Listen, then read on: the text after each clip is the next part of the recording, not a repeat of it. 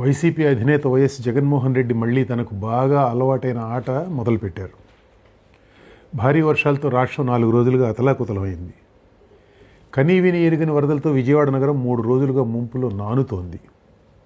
అక్కడి ప్రజలు నానా కష్టాలు పడుతున్నారు. రైలు మార్గాలు, రోడ్డు మార్గాలు తెగిపోయి జనజీవనం కుంటుతోంది. బాధితుల్ని ఆదుకునేందుకు అనేక మంది బారులు తీరుతున్నారు. వైసీపీ శ్రేణులు మాత్రం సహాయ కార్యక్రమాలు ఎక్కడా కనబడడం లేదు. దానికి సాక్ష్యం ఈరోజు సాక్షి పత్రికే. బాధితులను ఆదుకునేందుకు ఫలానా చోట వైసీపీ నేతలు, కార్యకర్తలు రంగంలోకి దిగారన్న వార్త ఒక్కటంటే ఒక్కటి కూడా లేదు. రెండో పక్క వైఎస్ జగన్ దుష్ప్రచారం చేస్తున్నారు. ఆయన అనుయాయులు, ఆయన నడిపే మీడియా యథాశక్తి తప్పుడు వార్తలు చెలామణిలో పెడుతున్నారు. వారికి అది కొట్టిన పిండి, వారి నాయకుడికి మంచినీళ్ల ప్రాయం. ఈ తప్పుడు వార్తల ప్రచారం అనే దారిని నడిచి జగన్ 2019లో అధికార సోపానాలు చేరుకున్నారు. ఆయన నడక వలనే ఆ దారి బాగా నలిగింది. ఆ నలిగిన దారిన మళ్ళీ నడక మొదలుపెట్టారు జగన్మోహన్ రెడ్డి గారు. గమ్యం మళ్ళీ అదే అధికార పీఠం, అదే అందలం. దానిని అందుకోవడం కోసం ఎంతకైనా తెగిస్తారు. వరదల నేపథ్యంలో జగన్ అండ్ కంపెనీ సాగిస్తున్న దుష్ప్రచారం వైనాలు మచ్చుకు 2 చూద్దాం. మొన్న జగన్ బెజవాడ ముంపులో మోకాళ్ళలోతు నీళ్లలో కొద్దిసేపు తిరిగారు. బహుశా జీవితంలో మొదటిసారి కావచ్చు. ఆ సందర్భంగా మీడియాకు కొన్ని ఆణిముత్యాలు అందించారు. ఉండవల్లి కరకట్టపై ముఖ్యమంత్రి చంద్రబాబు నాయుడు నివాసం మునగకుండా ఉండేందుకు వెలగలేరు రెగ్యులేటర్ గేట్లు ఎత్తారన్నది వాటిలో ఒకటి. వెలగలేరు లాకులు, అవి గేట్లు కాదు, లాకులు. ఆ లాకులు ఎత్తిన మాట నిజమే. లాకులు ఎత్తకపోతే మరింత ఉపద్రవం సంభవించేదో మనం ఊహించలేము.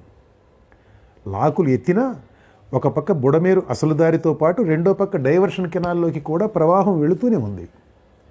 అప్పుడు బుడమేరుకు వచ్చిన వరద ప్రవాహాన్ని అటు బుడమేరు కానీ ఇటు డైవర్షన్ కెనాల్ కానీ భరించే పరిస్థితి లేదు. వాటికి ఆ సామర్థ్యం లేదు. కాబట్టే ఎక్కడ పడితే అక్కడ గండ్లు పడ్డాయి. ఎగువన పడ్డాయి, దిగువన డైవర్షన్ కెనాల్కు పడ్డాయి. కిందకు వెళ్ళిన ప్రవాహమైనా, కట్టలు తెగిన ప్రవాహమైనా మొత్తం విజయవాడ శివారు ప్రాంతాలకు వెళ్లాల్సిందే. అంటే ఇప్పుడు మునిగిన ప్రాంతాలకు అన్నమాట. మరో దారి లేదు. ఇప్పుడే కాదు, ఏవైనా శాశ్వత నివారణ చర్యలు చేపట్టకపోతే ఎప్పుడైనా కానీ బుడమేరు పొంగితే బెజవాడ మునగాల్సిందే. దానికి తిరుగులేదు. జగన్మోహన్ రెడ్డి గారు చెప్పినట్లుగా గేట్లు ఎత్తి నీటి ప్రవాహాన్ని మళ్లించలేదు. వెలగలేరు రెగ్యులేటర్ దగ్గర లాగులు ఎత్తితే నీరు తన సహజ మార్గాన కొల్లేరు దారి పడుతుంది. ఆ దారిలో విజయవాడ ఈ మధ్య అడ్డగోలుగా పెరిగింది. ఆ అడ్డగోలుగా పెంచిన పుణ్యంలో ఈ జగన్మోహన్ రెడ్డి గారి పార్టీ నాయకుల వాటా తక్కువేమీ కాదు. మొన్న ప్రకాశం బరాజ్ దగ్గర 11,40,000 క్యూసెక్కుల ప్రవాహం దిగువకు వెళ్ళింది. ఇలాంటి వరద ప్రవాహం చరిత్రలో లేదు. ఈ తరహా సందర్భాన్ని పట్టుకుని జగన్మోహన్ రెడ్డి గారు అంటారు, మ్యాన్మేడ్ ఫ్లడ్స్ అట. చంద్రబాబు ఇల్లు కాపాడటానికి సృష్టించిన వరద అన్నమాట. నిజానికి డైవర్షన్ కెనాల్ ద్వారా వెళ్ళిన బుడమేరు నీరును ఉప్పొంగుతున్న కృష్ణానది స్వీకరించనే లేదు, వెనక్కి నెట్టింది. ఏ 10-15 క్యూసెక్కుల ప్రవాహాన్ని స్వీకరించినా 11 లక్షల క్యూసెక్కులు పైగా వరదతో ఉరుకుతున్న కృష్ణానదిలో అదేమాత్రం. పైగా అప్పటికే చంద్రబాబు నివాసం మునిగిందని ఓ పక్క సాక్షి మీడియా, మరో పక్క వైసీపీ నేతలు ఇల్లెక్కి అరుస్తున్నారు. మునిగిపోయి ఉన్న ఇల్లు మునగకుండా చూసేందుకు నీటి ప్రవాహాన్ని మళ్లించారన్నమాట. జగన్ ఇంకా చాలా చెప్పారు, చాలా ఆరోపణలు చేశారు. వాటిని ఇక్కడ ప్రస్తావించడం కూడా దండగా. కానీ ప్రాజెక్టుల నిర్వహణ, వాటిల్లో ఫ్లడ్ కుషన్ ఉంచుకోవడం అన్న అంశంలో జగన్ మాటల్లో డొలతనాన్ని ఎండగట్టాల్సిన అవసరం మాత్రం ఎంతైనా ఉంది. తర్వాత ఒకసారి తీరిగ్గా పనిచేస్తాను. మొన్న జగన్ కృష్ణలంక వైపు వెళ్ళినప్పుడు అక్కడి ప్రజలు, మీరు దయతలిచి ఆ గోడ కట్టకపోతే యమయాతన పడేవాళ్ళం, మీకు రుణపడి ఉంటామని దండాలు పెట్టారట. దీనికి సమాంతరంగా సాక్షి మీడియా, వైసీపీ గణాలు, వారి సోషల్ మీడియా విభాగం కలిసి జగన్ విజన్ అంటూ ఊదరగొట్టడం మొదలుపెట్టాయి. బ్యారేజీకి దిగువన కృష్ణానది ఎడమ వైపున కట్టిన రిటైనింగ్ వాల్ గురించి అన్నమాట ఈ ప్రచారం.